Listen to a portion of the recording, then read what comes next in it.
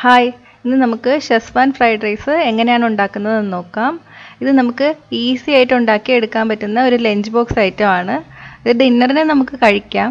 നമ്മൾ രാവിലെ ചോറൊക്കെ വയ്ക്കാൻ ലേറ്റായി പോയാൽ പെട്ടെന്ന് കുട്ടികൾക്ക് ഉണ്ടാക്കി കൊടുക്കാൻ പറ്റുന്ന ഐറ്റം കൂടിയാണിത്. ഇതിൽ കുറേ വെജിറ്റബിൾ ഒക്കെ ചേർക്കുന്നുണ്ട്. അപ്പോൾ ഹെൽത്തി ആയിട്ടുള്ള ഒരു ഡിഷാണിത്. കുട്ടികൾക്കും മുതിർന്നവർക്കും നല്ലപോലെ ഇഷ്ടമാവും. അപ്പോൾ ഇത് നമുക്ക് ഉണ്ടാക്കുന്നത് എങ്ങനെയാണെന്ന് നോക്കാം. അതിനു മുന്നേ ചാനൽ സബ്സ്ക്രൈബ് ചെയ്തിട്ടില്ലെങ്കിൽ സബ്സ്ക്രൈബ് ചെയ്യാൻ മറക്കല്ലേ. കൂടെ ആ ബെൽ ബട്ടൺ കൂടി ക്ലിക്ക് ചെയ്യൂ. അപ്പോൾ ഞാൻ അപ്ലോഡ് ചെയ്യുന്ന എല്ലാ വീഡിയോസിൻ്റെയും നോട്ടിഫിക്കേഷൻ ഉടൻ തന്നെ നിങ്ങൾക്ക് ലഭിക്കും. Please subscribe this channel and press on the bell icon for the latest updates. ഇതുണ്ടാക്കാൻ ആവശ്യമുള്ള സാധനങ്ങൾ: വെജിറ്റബിൾ ഓയിൽ 2 ടേബിൾ സ്പൂൺ, ഉരുളക്കിഴങ്ങ് 1 കപ്പ്, സവാള 1/2 കപ്പ്, ഇഞ്ചി വെളുത്തുള്ളി paste 1/2 teaspoon, carrot 1/4 cup, green peas 1/4 cup, തക്കാളി 1/2 കപ്പ്, ഷെസ്വാൻ സോസ് 4 ടീസ്പൂൺ, ഉപ്പ് ആവശ്യത്തിന്, ബസ്മതി അരി 1 കപ്പ്. ഇനി ഇത് നമുക്ക് എങ്ങനെയാണ് ഉണ്ടാക്കുന്നതെന്ന് നോക്കാം. ഒരു പാൻ ചൂടാക്കാൻ വയ്ക്കുക. പാൻ ചൂടായി വരുമ്പോൾ 2 ടേബിൾ സ്പൂൺ വെജിറ്റബിൾ ഓയിൽ ചേർത്ത് കൊടുക്കാം. ഞാനിവിടെ സൺഫ്ലവർ ഓയിലാണ് യൂസ് ചെയ്തിരിക്കുന്നത്. ഒലിവ് ഓയിലിൻ്റെ ടേസ്റ്റ് ഇഷ്ടമാണെങ്കിൽ ഒലിവ് ഓയിൽ ചേർക്കാം. ഇനി എണ്ണ ചൂടായി വരുമ്പോൾ 1 കപ്പ് ഉരുളക്കിഴങ്ങ് ക്യൂബായിട്ട് അരിഞ്ഞത് ചേർത്ത് കൊടുക്കാം. ആവശ്യത്തിന് ഉപ്പ് കൂടി ചേർത്ത് കൊടുക്കാം. എല്ലാം ഒരേ സൈസിൽ ഉരുളക്കിഴങ്ങ് അരിഞ്ഞെടുക്കണം, എന്നാലേ ഒരുപോലെ മൊരിഞ്ഞ് കിട്ടുള്ളൂ. ഇതൊന്ന് മൊരിഞ്ഞ് വരുന്നവരെ വേവിച്ചെടുക്കാം. ഇപ്പോൾ ഉരുളക്കിഴങ്ങ് മൊരിഞ്ഞ് വന്നിട്ടുണ്ട്. ഇനി നമുക്കിത് പാത്രത്തിലോട്ട് മാറ്റി വയ്ക്കാം.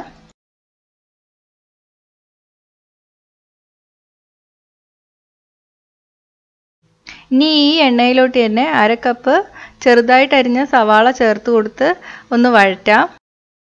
1/2 ടീസ്പൂൺ ജിഞ്ചർ ഗാർലിക് പേസ്റ്റ് ചേർത്ത് കൊടുക്കാം. ഞാനിവിടെ 1/2 ടീസ്പൂൺ ജിഞ്ചർ ഗാർലിക് പേസ്റ്റ് ചേർക്കുന്നുള്ളൂ. നമ്മൾ ചേർക്കുന്ന ഷെസ്വാൻ സോസിൽ ഗാർലിക് ഒക്കെ ആഡ് ആവുന്നുണ്ട്. അതുകൊണ്ടാണ് ഞാനിവിടെ 1/2 ടീസ്പൂൺ ചേർത്തത്.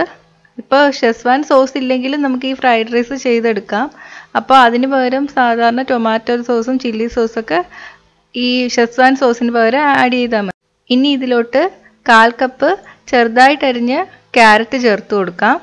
അതൊന്ന് ഹാഫ് കുക്കായി വരുന്നവരെ വേവിച്ചെടുക്കണം. ഇപ്പോൾ ഇത് ഹാഫ് കുക്കായിട്ടുണ്ട്. ഇനി ചെറുതായിട്ട് അരിഞ്ഞ് തക്കാളി ചേർത്ത് കൊടുക്കുകയാണ്. തക്കാളി അരിയുമ്പം മാക്സിമം ചെറുതായിട്ട് അരിയാൻ പറ്റുന്ന രീതിയിൽ അരിയുക, അല്ലെങ്കിൽ ഇത് വെന്ത് വന്നാലും അതിൻ്റെ തോലൊക്കെ അതുപോലെ തന്നെ കിടക്കും.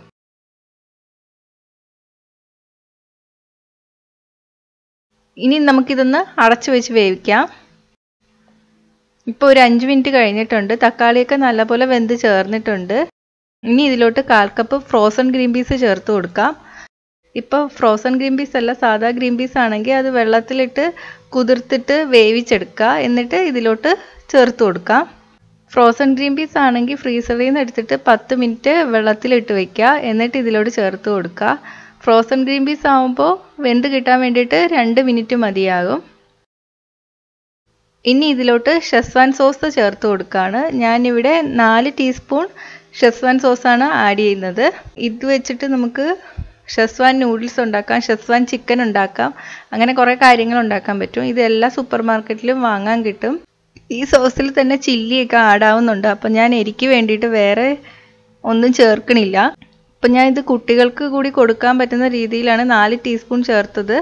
അപ്പോൾ മുതിർന്നവർക്കാകുമ്പോൾ കുറച്ചും കൂടെ എരി വേണ്ടി വരും. അപ്പോൾ അതിനനുസരിച്ച് നിങ്ങളുടെ സോസിൻ്റെ അളവ് അഡ്ജസ്റ്റ് ചെയ്യുക. ഇനി ഇതിലോട്ട് ഫ്രൈ ചെയ്ത് വെച്ചിരിക്കുന്ന പൊട്ടറ്റോ ചേർത്ത് കൊടുക്കാം. ഇനി നന്നായിട്ട് ഇളക്കുക. ഇനി ഇത് നമുക്ക് അടച്ച് വെച്ചിട്ട് ഒരു 3 മിനിറ്റ് ഒന്ന് വേവിക്കാം. അപ്പോൾ ഈ സോസ് പൊട്ടറ്റോയിലും നല്ലപോലെ പിടിച്ചു വരും. ഇപ്പോൾ 3 മിനിറ്റ് കഴിഞ്ഞിട്ടുണ്ട്. ഇപ്പോൾ സോസൊക്കെ നല്ലപോലെ പിടിച്ചു കാണും. ഇത് ഒന്ന് നന്നായിട്ട് ഇളക്കി കൊടുക്കുക.